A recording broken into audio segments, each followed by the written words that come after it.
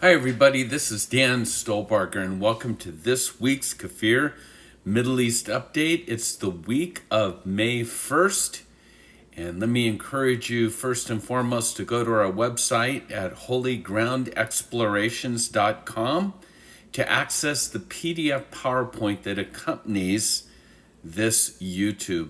Also, on our YouTube channel, you'll be able to see the link as well. So what is going on this week in the Middle East?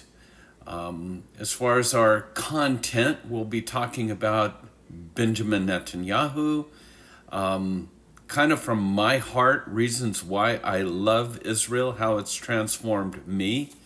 We'll talk about the coronavirus, Hamas, the skies reopening in Israel, as well as a potential prisoner swap. But our news bites this week, it's been a week of Israel remembering its birth as well as Memorial Day. And just the bottom line here, Israelis paid tribute to fallen soldiers, terror victims, on a somber and socially distanced Yom HaZaran.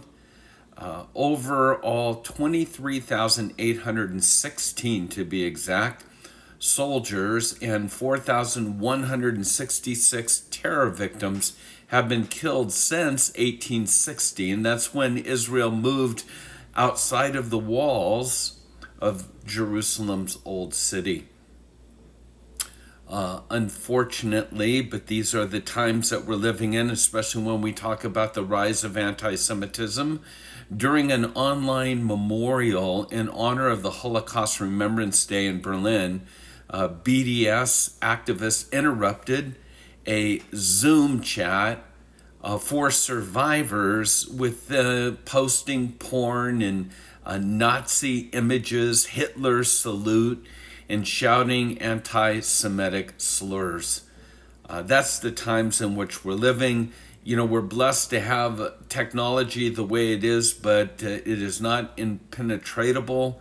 And so I'm always warning people. I know, for instance, today I was talking to my wife about how many requests that I've gotten from, I'm assuming, radical Muslims, as well as just requests from porn people and all that. Just whether it's Facebook or Zoom, just be careful with all this. Use it for the glory of God, but be mindful as well.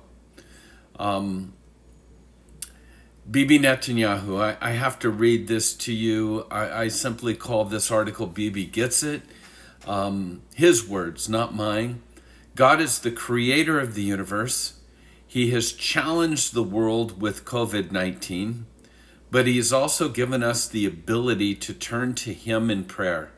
Yes, we must use the resources that God has put in this world to beat the virus, namely doctors and nurses and medications and medical equipment and much, much more. But using the physical aspects of the world should not come at the expense of ignoring that God controls the world. The one constant we can rely on is God. Other things come and go. Other things fail. But God is always there. God does not fail. He listens. He cares about the human race. The question is, do we care about him? Again, from Benjamin Netanyahu. And then kind of from my heart, I'm often asked, what happened to you? Why do you love Israel so much? What took place?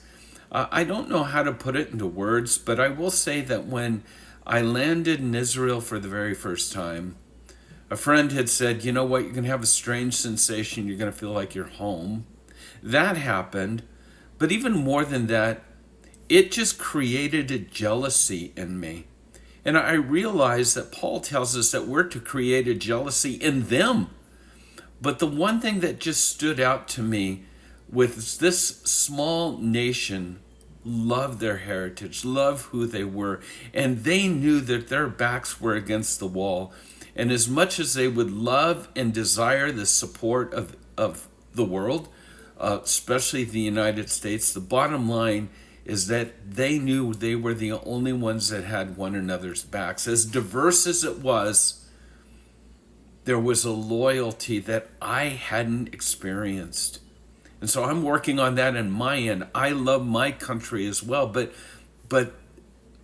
it just sort of hit me and created this jealousy. So, why I love Israel. I was reading this article, and I thought I'd read it to you. The world of yesterday, and this is really a challenge for Israelis on their Independence Day. The world of yesterday has been thrown into a blender. What will come out? That's still not clear. But we know one thing. Israel would come out of this stronger because, as with every other crisis, we simply do not have an alternative. On this Independence Day, we will remember the fallen who died so that we could live. They didn't die for our enemies so that we could fight each other. We will wish ourselves a happy celebration of independence and peace between the branches of government, and peace or shalom to the people of Israel. Happy birthday, Israel. Bless you. And remember, God tells us in His Word that if we bless Israel, He will bless us. If we curse Israel, He will curse us. So, COVID and Israel. I find this again fascinating. As of this writing, here's some statistics. It's just mind-boggling to me. Israel's population is 9.2 million people. They have suffered 219 fatalities in the coronavirus pandemic.